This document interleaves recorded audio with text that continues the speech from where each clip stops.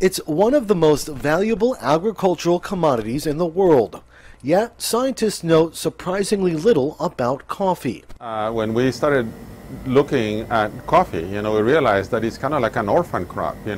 Very little has been done in introducing advanced genetics technology to improve coffee. But now the secrets behind what makes an espresso so tasty are starting to be revealed.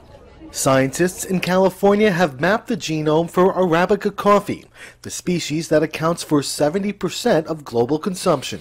The DNA is the book of life, so if we can understand the genes that are involved in relation to different traits, related to production, related to quality, related to adaptation, that add value to our knowledge.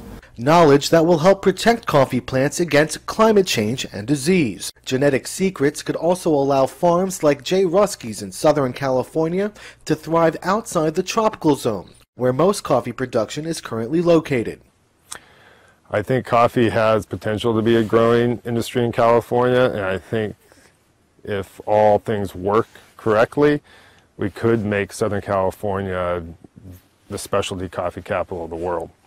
To do this, Ruskey needs to know how best to breed his plants, allowing them to adapt to a different climate.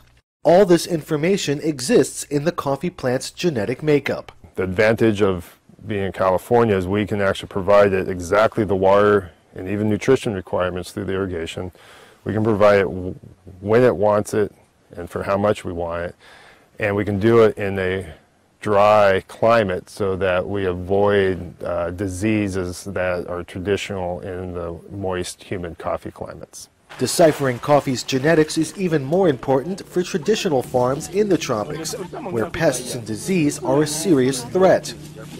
Sure, you can control pests and disease with chemicals, but the most sustainable and positive way to do it would be by breeding disease resistance into the crop. And to breed properly, farmers need as much information about their crops as possible.